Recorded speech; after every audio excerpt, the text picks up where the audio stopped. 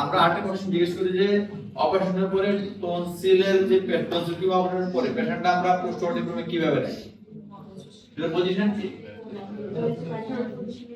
left lateral position or cover position, left lateral position or cover position। এখানে position কি left lateral position থাকবে, হাতটা কি তার কি মাথার নিচে থাকবে, মাথাটা কি থাকবে একটু কি থাকবে একটু এক্সটেন্ড থাকবে এবং একটু নিচে থাকবে, একটু এক্সটেন্ড থাকবে একটু নিচে থাকবে। এক্সটেন্ড থাকার কারণ কি? তার রেসপিরেটরি ট্র্যাক্টটা কি রেসপিরেটরি এয়ারওয়েটা ক্লিয়ার থাকবে। আর মাথাটা নিচে থাকার কারণ কি? যে যদি কোনো ব্লিডিং হয় তাহলে কোথায় চলে আসবে? অ্যাঙ্গেল অফ দ্য মাউথে চলে আসবে। সেক্ষেত্রে দুইটা সুবিধা হবে, একটা হচ্ছে আমরা ইজিলি আইডেন্টিফাই করতে পারবো যে ইয়েস কোনো হ্যামোরেজ হচ্ছে কিনা, ঠিক আছে।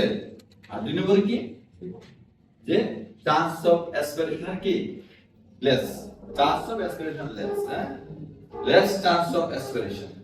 এই দুটো সুবিধার জন্য আমরা কি এটা লেফট ল্যাটারাল পজিশন রাখি। আপনার দেড় থেকে 2 ঘন্টা আপনি ফুল কনসিয়াসনেস না পর্যন্ত করবেন, তাই আবার কি left lateral position, head and কি স্লাইটলি ডাউন, নেকটা কি একটু অ্যাকশন থাকে।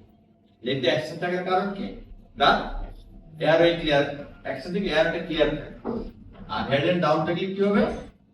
যদি আইদার কোনো টনসিলের ব্লিডিং হয় তখন আর অ্যাঙ্গেল অফ দ্য মাউথ হবে, তাহলে আমরা early diagnosis of haemorrhage and less chance of aspiration. আর আর্লি ডায়াগনোসিস না হলে কি হবে? রুটে খালি খাইতে থাকবে, দ্যাট ইজ ইনজেকশন, মানে সে তার ব্লাডটা কোথায় যাবে? স্টমাকে যাবে। স্টমাক কি ব্লাড কি ভালো জিনিস না, ব্লাড যে কোনো জায়গায় গেলে কি হবে? ইরিটেট করবে, তাহলে কি হবে? তার বমি। যখনই কোনো পেশেন্ট পোস্টমর্টম পেশেন্ট বন্ধ যাবে তখন বমি বমি লাগতেছে, তার অবশ্যই টনসিল বসে দেখতে হবে যে সে ব্লাডটা খাইতেছে, ঠিক আছে। এটা হচ্ছে পোস্ট টনসিলেটরি পজিশন। তাহলে প্রসিডিউরটা কি? আর লেস দুটো ইম্পর্টেন্স কথা বলবো যে আমরা টনসিলেটরি পজিশন মানে প্রসিডিউরটা কি আর পোস্ট অপারেটিভ কেয়ার কি, এই দুটো জিনিস তোমাদের খুব একটা ধরা হয় না, এইজন্য আমি এটা পরে বলে দিচ্ছি।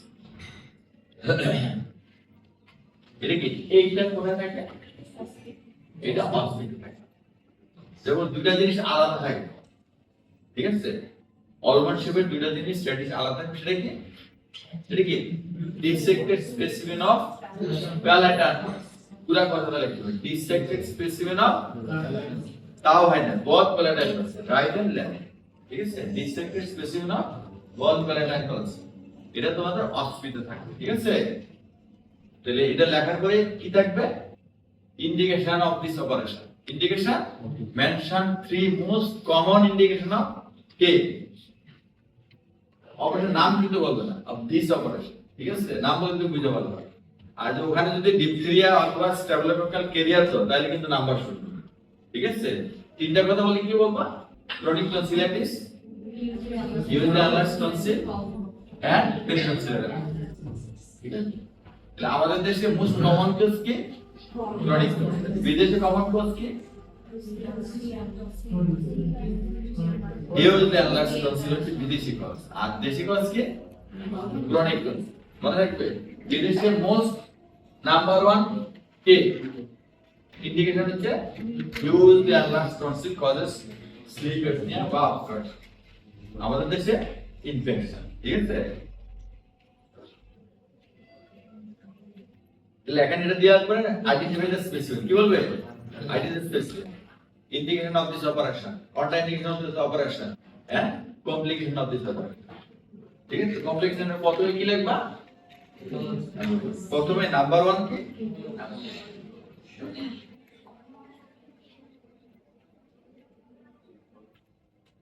তাহলে আমরা প্রসিডিউরে আসি। তাহলে এই দুই দিকে যে হোয়াইট ডিজিজ কি দেখা যায়? এটা হচ্ছে প্যালেটাল টনসিল। আমরা কিভাবে করে টনসিল? প্রথমে আমরা পজিশন করি, তাই না? যারা অপারেশন দেখছে পজিশন করি, পজিশন করার পরে কি করি আমরা? এই যে মাউথ গেটটা লাগে, তাই না? এই বয়েল ডেভিসটা লাগে, হ্যাঁ বয়েলটা লাগে কি করি? হা করে, তাই না? এই যে হা করে, হা করার পরে কি করি আমরা? টনসিল হোল্ডিং ফোর্সেপ কি বলি? এই যে টনসিল হোল্ডিং ফোর্সেপটা টনসিলে কি আমরা মিডিয়ালি নিয়ে আসি, ঠিক আছে। মিডিয়ালি নিয়ে আসার পর কি করব? তার এন্ট্রিকুলার বরাবর একটা ইনসিশন দিয়ে কি করি আমরা টনসিলটা তার টনসিলার ব্যাড থেকে সেপারেট করি। টনসিলটা সেপারেট করে দিয়ে in between the tonsillar bed and tonsillar capsule একটা লুজ এলুলার টিস্যু যারা দেখছেন white tissue loose areolar tissue in between the কি tonsillar bed and tonsillar capsule একটা লুজ এলুলার টিস্যু ওই বরাবর আমরা ডিসেক্ট করে চলে আসি। শুরু করি কোথা থেকে আবার কোথা আমরা শেষ করি কোথায় লোয়ার। তাহলে টনসিলিটি হচ্ছে দুইটা প্রসিডিউর, একটা হচ্ছে remove of the tonsil and then haemostasis. প্রথমে আমরা রিমুভ করি দেন কি হেমোস্টেসিস। হেমোস্টেসিস কি দিয়ে করি either diathermy or suture ligase, either diathermy or suture ligase, either diathermy or suture ligase. তাহলে প্রথমে আমরা ডিসেক্ট করলাম, ডিসেক্ট করব তাই না? ডিসেক্ট কয়ভাবে করতে পারে? এটা কি দিয়ে করতেছে? হ্যাঁ এটা হলো হারমোনিক স্কাল্পচার, ঠিক আছে? এটা এই প্রসিডিউর আমাদের দেশে এখনো খুব একটা জনপ্রিয় না, তাই না? তাহলে আমরা তো ডেনিস ব্রাউন টনসিল হান্টিং করছে। টনসিল কি দা ধরে এর নাম কি?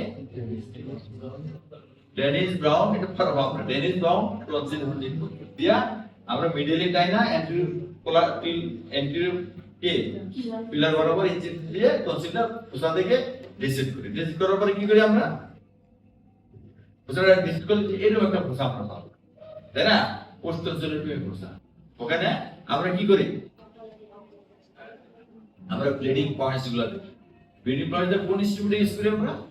Tonsillar dissector, sorry tonsillar dissector and articular retractor. তখন আমরা অ্যান্টিকুলার রিট্রাক্টর দিয়ে কি করি পুরো খোসাটা দেখি যে কোথা কোথা কি ব্লিডিং আছে। হ্যাঁ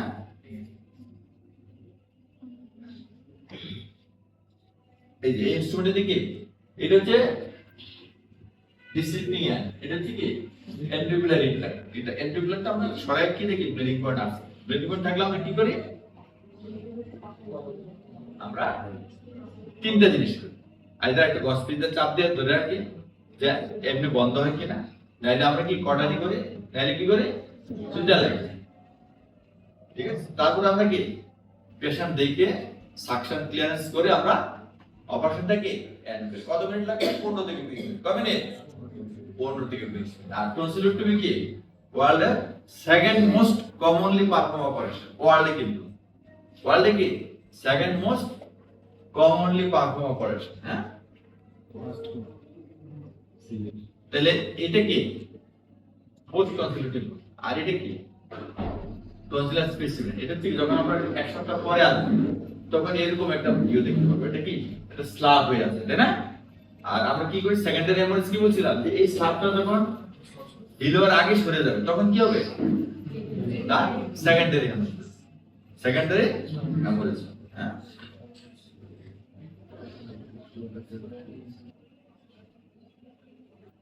আর আমাদের ছোট্ট একটা অপারেশন পার্টি রয়েছে, সেটা হচ্ছে কি অ্যাডিনোইডেক্টমি, ঠিক আছে? অ্যাডিনোইডেক্টমি আর টনসিলোটমি ইউজুয়ালি একসাথে করা হয়।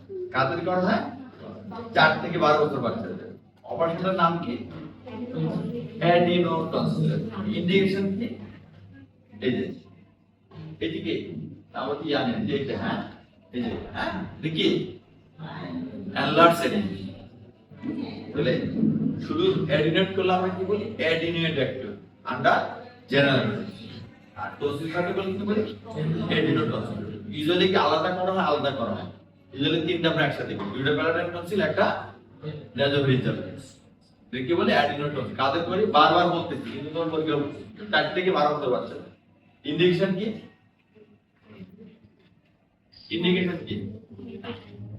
এখানে কিন্তু ইনফেকশন, এখানে হচ্ছে এনলার্জ।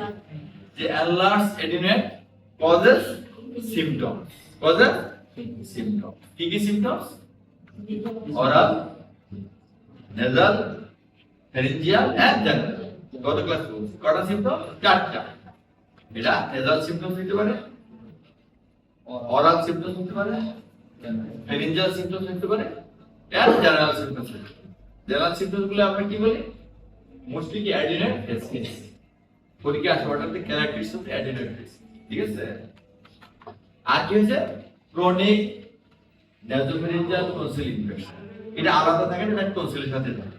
এইজন্য আমরা ডায়াগনোসিস কি বলি ক্রনিক অ্যাডিনোটনসিলাইটিস। ডায়াগনোসিস কি বলি ক্রনিক অ্যাডিনোটনসিলাইটিস। শুধু ক্রনিক অ্যাডিনোইডাইটিস আলাদাভাবে কি থাকে না, এর সাথে টনসিলও থাকে, এটা বলে ক্রনিক অ্যাডিনো টনসিলাইটিস। তাহলে মোস্টলি হচ্ছে দুইটাই ইন্ডিকেশন। একটা কি enlarged adenoid causes obstructive symptoms, enlarged adenoid বললে হবে না, শুধু বলতে হবে enlarged adenoid causes obstructive symptoms। Number 2 chronic infection. Chronic এখানে বলবো ক্রনিক অ্যাডিনোইডিস বলা যাবে না, ক্রনিক ইনফেকশন। এই দুটো হচ্ছে ইম্পর্টেন্ট কজ, ঠিক আছে। ইন্ডিকেশন কন্ট্রাইন্ডিকেশন কি আগের মতো, যে সারাউন্ডিং ইনফেকশন থাকলে, তার কি ব্লিডিং ক্লটিং ডিসঅর্ডার থাকলে এগুলো করবেন। এখানে হাইপারটেনশন ডায়াবেটিস এগুলো আসবে না। কেন আসবে না? এটা বাচ্চা, হ্যাঁ, এইজন্য আমরা এখানে হাইপারটেনশন ডায়াবেটিস এগুলো না, কিন্তু ব্রঙ্কিয়াল অ্যাজমা কি আসবে? বাচ্চাদের ইনভেরিয়েবলি ব্রঙ্কিয়াল অ্যাজমা থাকে, সেক্ষেত্রে এলআরডিআই ল্যাসপেটিক ইনফেকশন ব্রঙ্কিয়াল অ্যাজমা থাকলে এটা আমরা কি করব, ঠিক আছে।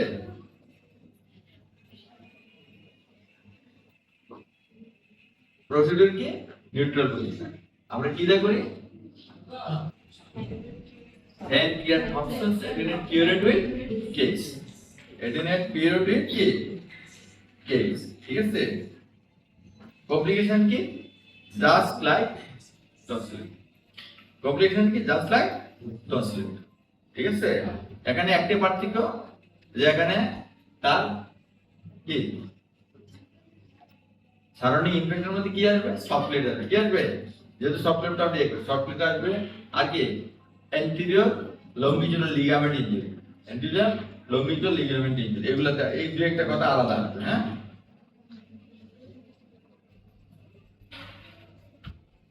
আর এগুলার কমপ্লিকেশন ম্যানেজমেন্ট কি টনসিলের মধ্যে, চান্স অফ কমপ্লিকেশন কি টনসিলতে বেশি না কম? অনেক কম।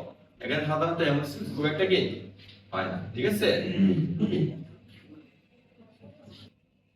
তাহলে পোস্ট অপারেটিভ কেয়ারটা কি, আমরা কিভাবে পোস্ট অপারেটিভ কেয়ার করব? এটা টনসিলাইটিস পেশেন্টকে পোস্ট অপারেটিভ কেয়ার থাকে, যে টনসিল অপারেশন পরে কোথায় রাখবো পেশেন্টটা? পোস্ট অপারেটিভ রুমে রাখবো। কোন পজিশনে রাখবো? লেফট ল্যাটারাল পজিশনে আপ টু ফুললি কন্ট্রাস্ট। তারপরে কি করব আমরা? 4 ঘন্টা পরে ধরে খাইয়ে দিব। কি দিব? খাইয়ে দিব, তাই না? কি দিব? একদম লিকুইড। কি দিব? লিকুইড। আর কি দিব? একটা আইস কোল্ড ড্রিঙ্কস অথবা আইসক্রিম। আইসক্রিম দিলে সুবিধাটা কি? তার ব্যথাটা কমবে, তার ব্লাড প্রেসার কি একটু কুলিং থাকলে এটা বন্ধ হয়ে যাবে, ঠিক আছে। এটা রিপিটেডলি খাওয়া যাবে না, রিপিটেডলি খাওয়ালে কি হবে? আবার তার কি রেসপিরেটরি ইনফেকশন হয়ে যাবে, হ্যাঁ।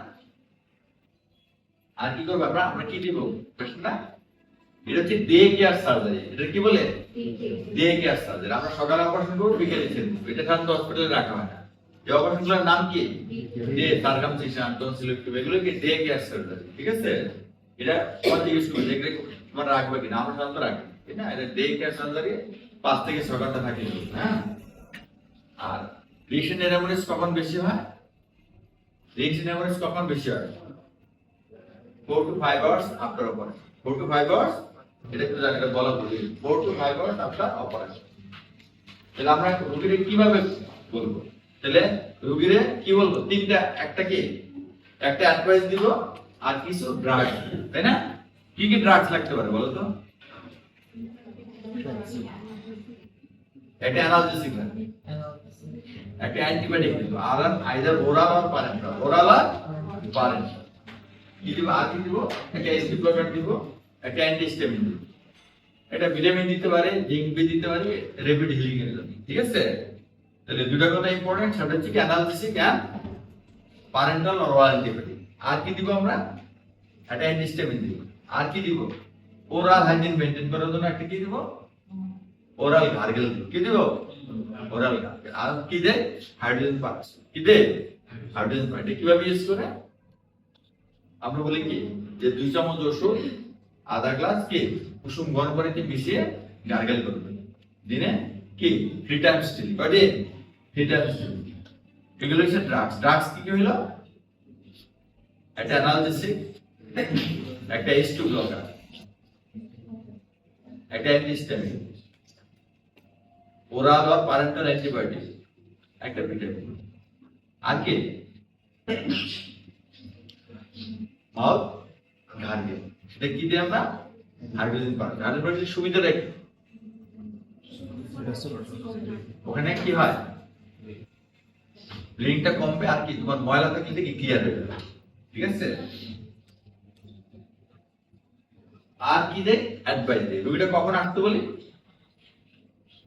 সাধারণত 5 থেকে 7 দিন পরে আবার আমরা আসতে বলি, হ্যাঁ।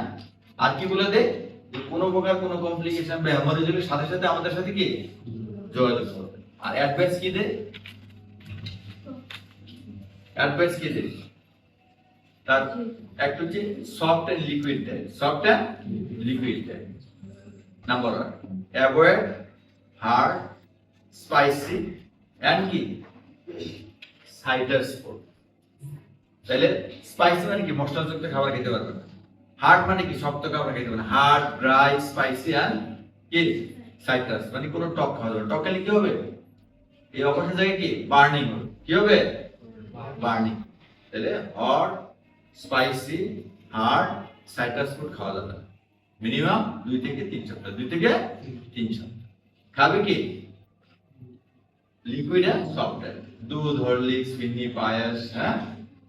তারপর কি নরম মাছ, তারপরে কি মুরগির স্যুপ, ডালতারা মুরগি স্যুপ। তাহলে liquid and soft diet. Avoid কি dry, hard, spicy and cider.